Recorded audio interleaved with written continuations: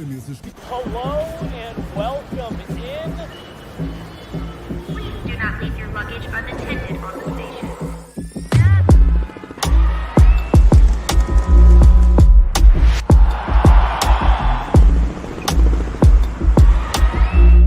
Welcome to the show.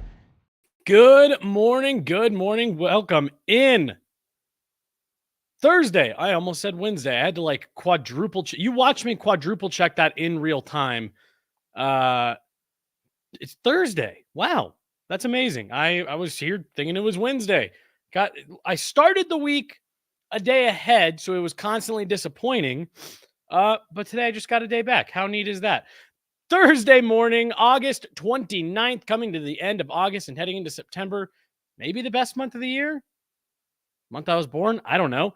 A lot to talk about. Some exciting developments once again in the world of streaming and live sports as that continues to take new turn after new turn, new development after new development, with a handful of teams making the switch this week in different ways. We're going to talk about that. A really weird list came out from the NFL asking players, came out from ESPN asking NFL players who they thought the most overrated quarterbacks in the league were. We're going to talk about that because not only did I think the results were odd, I thought asking players that question in general was odd. More retired number silliness from the NFL like we see all the time. Nice gesture, college football.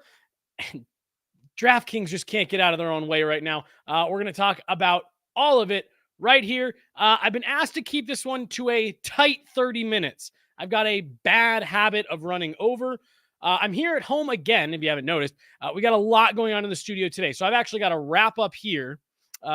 No construction going in the studio today. We've just got a lot going on in there, and they asked if I could do this from home because it's chaos in the studio right now, getting everything set up, everything ready to go. So I've got to wrap this up in 30 minutes or less.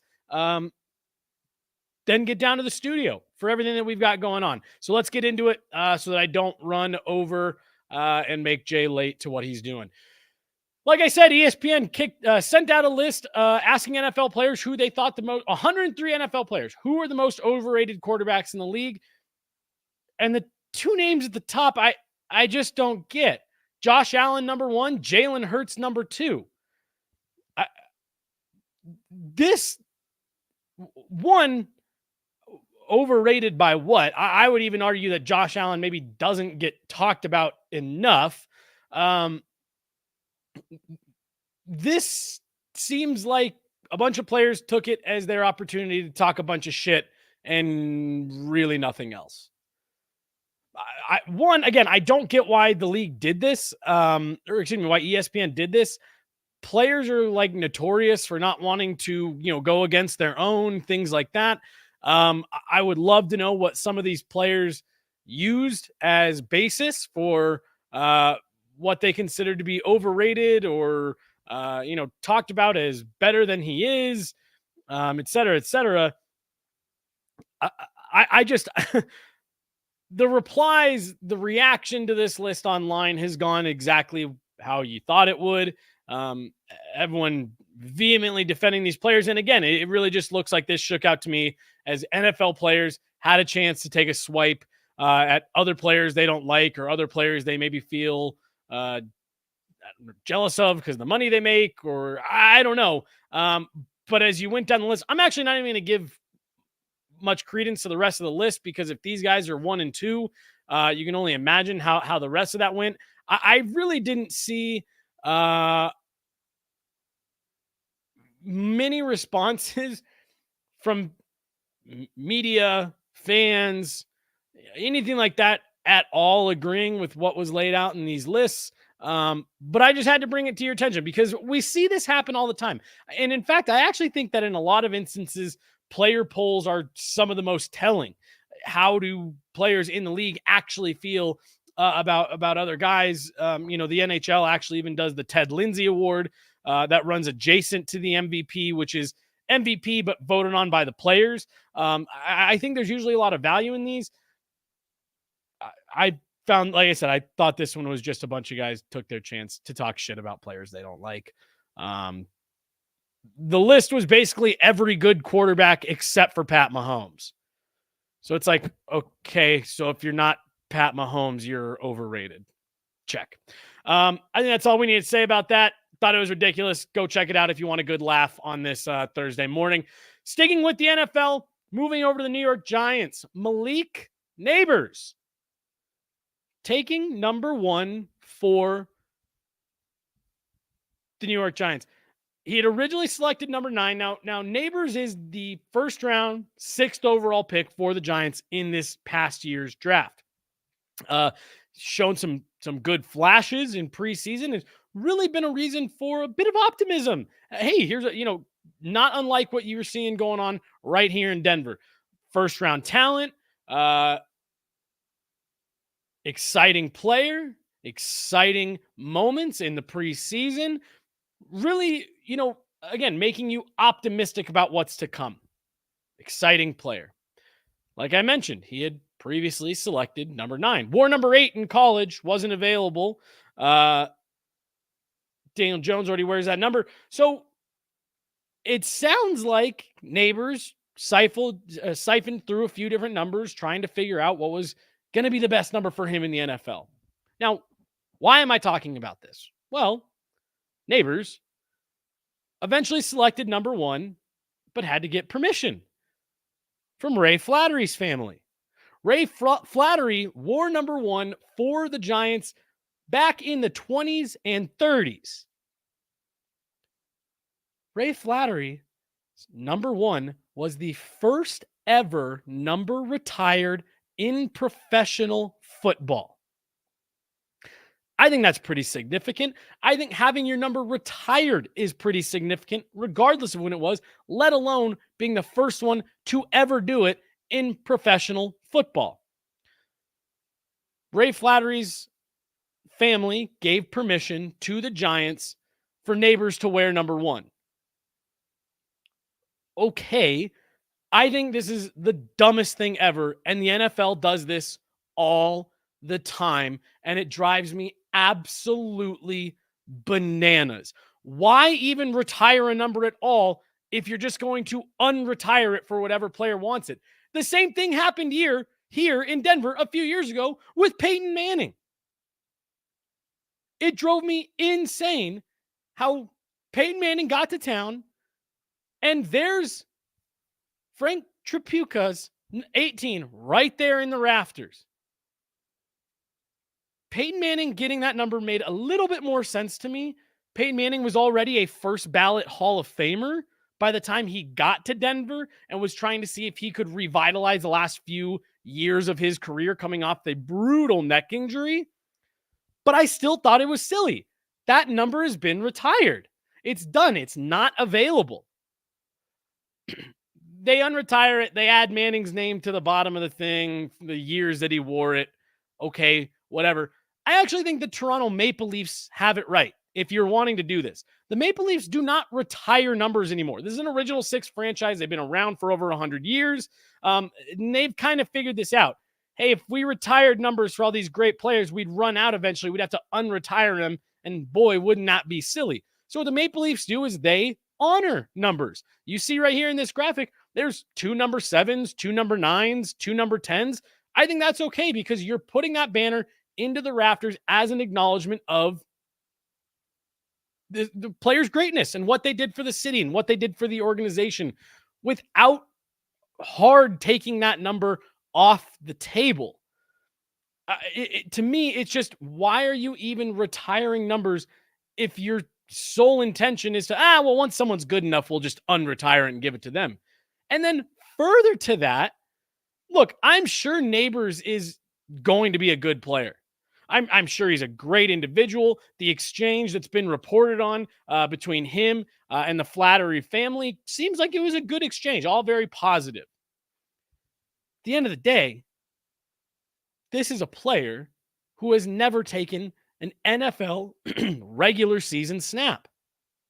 Never played a regular season game at the professional level and just had the first ever pro football number that was unretired so that he could wear it.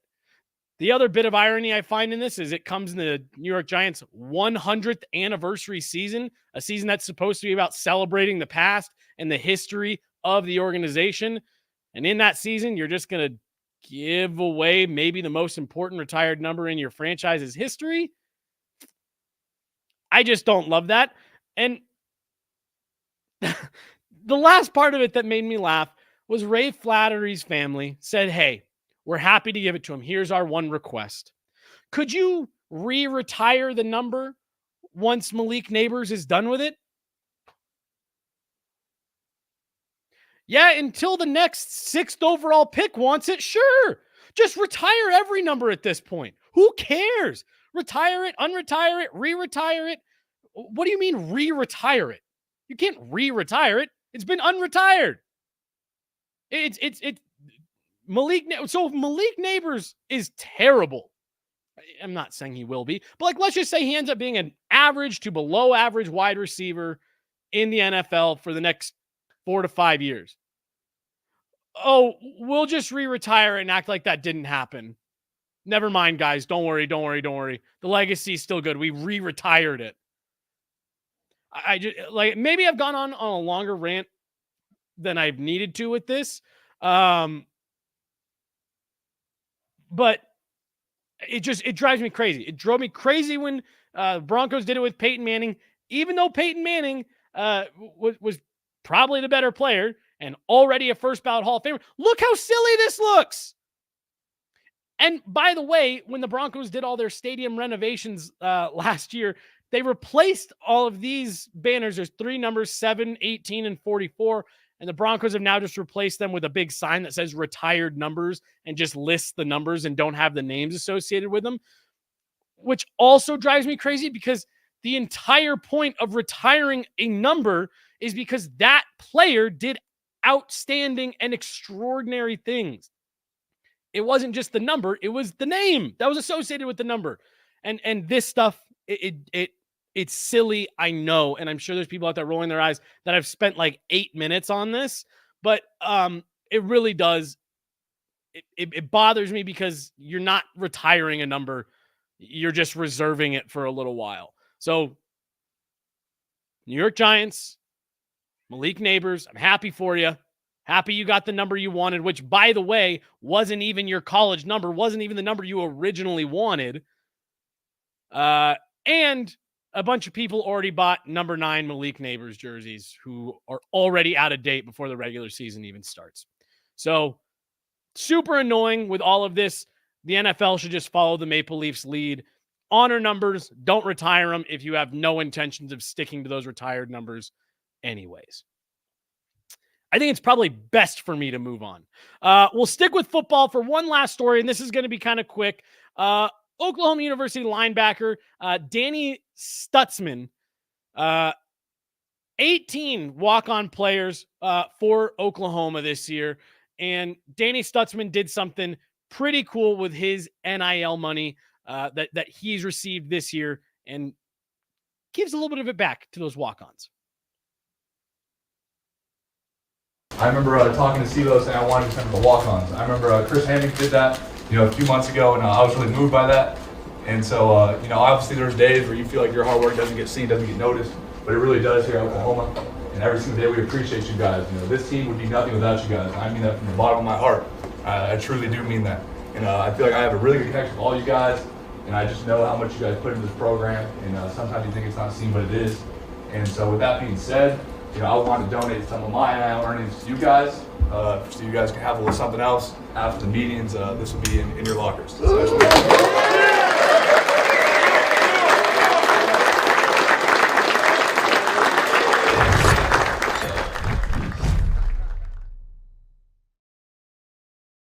I love that. We were talking the other day about Caitlin Clark, and I made the comment that I said I love to see, especially at this level, where the egos can get in the way, and there's a lot of emphasis put on your influence and how big of a name are you? How big of a star? Are you a household name, or how, were you an All-American? There's a lot a focus put on status at this level of sports. And I just love to see someone who's able to keep not a level head perspective on life, where they've come from, what the struggle is to get to this point. And especially with where college athletics is at right now, with all of this NIL money, and just the way it's really changed the face of everything about college sports, and it's particularly college football, which is, it feels like every single day becoming more and more like a semi-professional or minor league professional league than it is college. I love to see this, the recognition from a veteran player to say, there's guys here who are having to go to class every single day, work out every last spare minute they've got, doing everything just to be on the team. Forget NIL money. Forget, being popular around campus or hoping to be drafted into the NFL. These are guys who are just working to stay on the team, going through all the exact same stuff that Danny Stutzman is going through every single day. All the workouts, all of the two-a-days, the training, the recovery, paying attention to your body, learning the playbooks, taking care of what you're eating. They're going through all that same stuff, and they're not getting all the same recognition that maybe some of these more veteran players like Stutzman are. That's leadership, to step up and say, hey, we recognize you guys. We appreciate you guys. And you heard him there in his speech. This doesn't happen without you guys. And I think good leadership, you can't just acknowledge that. You've got to find a way to show it. And obviously it doesn't have to be putting cash in people's lockers, but finding a way to demonstrate to people, you mean a lot to this team. And I'm not just going to tell you that, I'm going to show you that. That's great leadership. And I love to see that at any level, but particularly this level where the playing field from player to player isn't equal. It's not the same for everyone. Good on Danny Stutzman. All right, moving away from football, kind of. We're going to talk about DraftKings here, and they're in a bit of trouble. They are up against it. 2 pending lawsuits right now making headlines, both levied against DraftKings. The first one, they're being sued by the NFLPA for $65 million for what the PA is calling a breach of contract. This alleged breach of contract has to do with DraftKings and the NFLPA agreeing to a deal where DraftKings would be able to use NFL players' names, likenesses, and images for their new NFT marketplace. Well, that NFT marketplace shut down in July, and the PA is alleging that DraftKings did not pay them in full the full amount of the deal that they had agreed to. So they're being sued for $65 million by the NFLPA to make good on the rest of that contract for what is now a failed NFT marketplace, which ran into its own legal issues with some of the other companies that were involved, which is why it had to be dispersed. So NFT marketplace did not stay around the way the DraftKings thought it would. And as a result, not all the money was paid to the NFLPA for every player's name, image, and likeness. NIL, by the way, if you've been wondering what NIL stands for, name, image, likeness. The other lawsuit is actually a class action lawsuit. And this is the one, it kind of made my jaw drop, which is awfully hyperbolic given what I'm about to read. So there's a class action lawsuit right now levied against DraftKings for what users are calling misleading advertising. This the claim comes after a promotional claim that DraftKings put out saying you could earn $1,000 in free bets. Here's the catch. We see those offers all the time across, it's not just DraftKings, everyone does those. Join now, deposit this, get this amount. DraftKings was running get a $1,000 in free bets promotion. The catch, users would have had to deposit $5,000 and wager at least $25,000 within 90 days to receive that $1,000 bonus. Doesn't stop there. the $25,000 worth of bets would have had to come on odds that were 300 to 1 or greater in order to qualify to get the $1,000 requirement. So basically, the requirement breaks down to any user would have had to bet $276 per day for 90 days in order to receive that $1,000 promotional bet bonus. DraftKings defense and what they put forward in order to try to get a court to throw this case out. It wasn't, by the way. This is marching forward. DraftKings defense was, we spelled all that out in the terms and conditions. It was all right there. So to me, and again, look, there's a lot that's going to play out here. We're seeing what the statements that are being made by both sides, the arguments that are being made by both sides. There's going to be a lot more that comes to light here. But I do find that a little bit interesting of the we put it in the terms and conditions. It's like, yeah, but the argument here at the class action lawsuit is that's misleading. We're not saying that you lied. Nobody's saying that you weren't going to pay out the $1,000. It's that running a promotion that says get a free $1,000 if you spend $25K in 90 days. Like that, it's misleading, especially given the promotions that we see through all these other betting apps. It's misleading, and I'm curious to see where this one's going to go, because I do think that this could have a legitimate impact on how sports books are allowed to advertise going forward. Or not necessarily are allowed to advertise, but what they'll choose to advertise, the words they'll choose to use in order to get some of these promotions off the ground. I think this is going to be interesting to see how it plays out. The one with the NFLPA, I feel like that one makes sense. You made a deal. You said we'd pay you this amount for these services. You didn't pay that amount. I think that one's, I'm not going to say cut and dry. I'm sure it's not just going to be like, oh, you get $65 million. Here you go. But that one seems a little bit more like, oh, okay, I understand probably where this one's going to go legal process wise. I'm going to be really curious to see, because I do think that this misleading advertising could have a bit of a ripple effect on the rest of the industry. So we'll keep it there. I'm watching my clock here at 7.5 minutes. My speed of voice is picking up. I don't know if you've noticed. We're going to round things out today with something that I've talked about several times recently.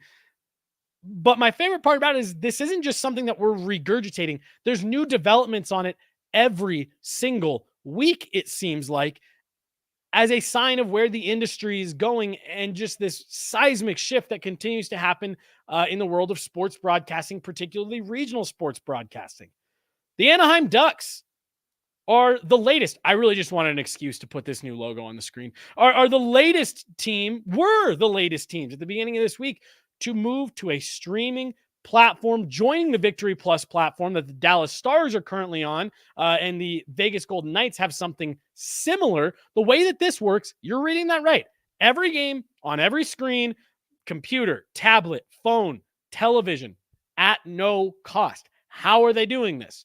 Well, teams like Anaheim, Dallas, Vegas have partnered with local channel distributors. So distributors. Picture here in Denver, like Channel 4, Channel 9, something you can get by just putting an antenna on your TV, turning your television on and getting basic channels. It's not cable. It's just what comes in through the airwaves. These teams are partnering with outlets like that can deliver their product at no cost to the consumer. Of course, there's still ads and other things like that, that's how these channels make their money, because they know that's where the eyeballs are. So they're partnering to distribute their games for free. And as a result of that, they can then put it on streaming platforms and piggyback off that same broadcast and charge nothing. It makes a ton of sense to me. I think there's a lot of teams that are starting to look into something like this. And with this Victory Plus platform, not only do you have the games where, again, you can get commercials and other ad revenue that way, there's additional content coming along with this that is centered around the Anaheim Ducks. Again, through the Victory Plus app at no cost. More opportunities for advertisers, more opportunities for money that's not your traditional customer pays to get the cable package delivered in home. So it was kind of a big deal. I was planning on talking about it this week anyways.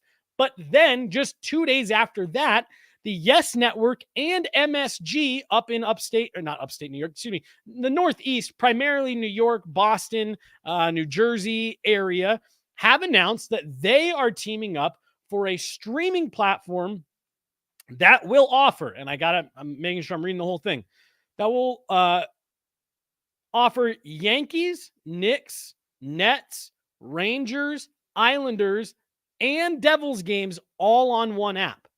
So you're taking an app, and I believe it's being called the Gotham Sports app. That might just be kind of tongue in cheek here. It will debut before the NHL and NBA seasons get going. But essentially, you're taking advantage of two networks that are in the same region that have access to a ton of sports teams in that small area and are saying, hey, we can join forces together. This one will be something that you have to pay for the app to just get access to those games. You know, if you don't want to go out and get a cable package and get everything that comes with MSG and Yes Network. So you can pay, but just get the teams that you want. More and more and more teams are finding ways to be creative. Teams and broadcast outlets are finding ways to be creative to deliver things through streaming. Everyone understands that's where it's going. How can we get things there so that you can have these games on as many screens as possible? I think it's obvious. Streaming is taking over here. This is going to be the next and probably near evolution for live sports. It's just been a matter of figuring out, how do we monetize this on the streaming platform? We talked about it last week. The way that these teams, networks make money traditionally has been through the old school cable model of, hey, I get to benefit from this large pool of money and fees, and I take a piece of all of it, regardless of how many people watch my channel, to now, well, we need people specifically to watch our channel in order to make money. It's been a challenge to figure out how to get here, but more and more teams continue to find ways to do it. And I think it's only a matter of time before you see that hopefully get here to Denver, because right now, folks, the only team in Denver, Colorado has all four of the major professional sports teams. We've also got professional indoor lacrosse, professional outdoor lacrosse. We've got the Colorado Rapids. You got the Colorado Rapids 2, which are another pro league. You've got a lot of professional sports team here. Do you know how many of them you can watch by just turning on the regular television every week right now? One, and it's the Denver Broncos, who are available on those basic antenna channels that we talked about a minute ago. The Rockies, you cannot get through regular cable. The Avalanche and Nuggets, very famously, you cannot get through regular cable, which also includes the Rapids, Mammoth, and Outlaws, which all fall under that same umbrella. Cannot get them on regular cable. The Denver market, one of the larger sports markets in the United States, is desperate to find a solution like this. They need it desperately. You have two championship contenders every year that you have not been able to watch on television for over half a decade. My guess would be is that Altitude is heavily looking into an option like this, but there's going to have to be a concession made somewhere, and they're either going to have to take that home base platform somewhere else where you can maybe give that product away for free, or you're going to have to leverage the power of the KSE reach and start to loop in Rams, Arsenal, wherever you can. LA Rams for NFL, Arsenal in the English Premier League. That really feels like the only option if Altitude isn't wanting to give up control. I got 1 minute to spare here, so I think that's how we'll wrap it up. I'm wanting to see Altitude jump on something like this. Maybe not even Altitude. I want to see something happen in the Denver market that can resemble something like this. It's complicated. There's rights issues. There's equipment issues. There's a lot of layers to it. So I don't want to make it sound like it is, just go out and get a streaming platform. Done. There's a lot of layers to this, and we'll continue to talk about it as we get into the season, which Cedric put in the comments. Yes, I am excited for the new season to start. I cannot wait. This has been a long summer, ready to get NFL, NHL, and NBA rolling. That's going to do it. Jay's running the board back home. I did get a haircut. Yes, it's not done right now. I got to do it for these headshots we're taking. Jay's running the board, always making sure you guys can see and hear me. For Jay, I'm Jesse Montaño. Liv will be taking you guys home tomorrow for the week. Thanks so much. Have a good one.